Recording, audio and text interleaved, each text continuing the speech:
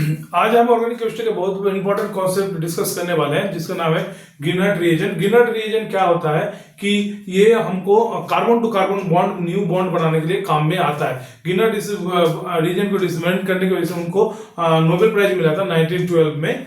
हाँ, so what is तो carbon, अगर हम सपोज मुझे कार्बन कार्बन बॉन्ड बनाना है तो मुझे क्या चाहिए, एक कार्बन चाहिए जो न्यूक्लियोफाइल हो और एक कार्बन जो है इलेक्ट्रोफाइल हो, है ना।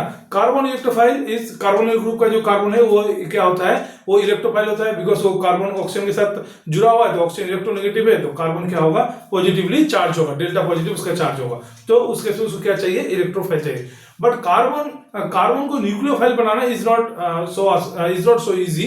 तो उसमें क्या होगा कि हमको देखेंगे पीरियोडिक टेबल में लेफ्ट से राइट जब जाते हैं तो हम देखते हैं कि इलेक्ट्रोनेगेटिविटी बढ़ता है। तो कार्बन के साथ राइट साइड में जितना भी एलिमेंट्स है उसका क्या होगा, इलेक्ट्रोनेगेटिविटी ज्यादा होगा। उसके साथ अगर कार्बन का बॉन्ड होता है, ऑक्सीजन वगैरह है, फ्लोरीन, तो क्या होगा, ये naturally carbon will become delta positive. तो हमको क्या करना है, कार्बन को डेल्टा नेगेटिव करना है तो मुझे जाना है लेफ्ट साइड में, है ना, लेफ्ट साइड में मेटल की तरफ जाना है। तो एक ऑर्गेनोलिथियम इज ऑप्शन, और ऑप्शन हमारे पास क्या है, गिनर्ट रिएजेंट।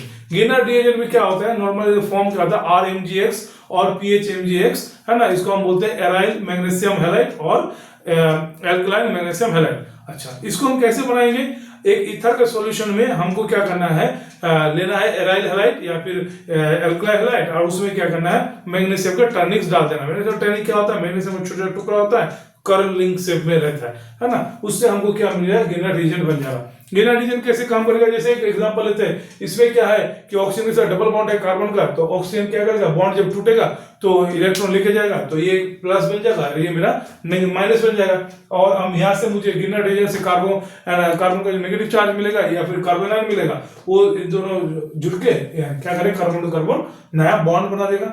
और ये बचा ऑक्सीजन का वो नेगेटिव चार्ज, उसको अगर हम एसिडिक प्रोटॉन देंगे H+, तो वो क्या करेगा, अपना उसका बॉन्ड बना के OH बना देगा।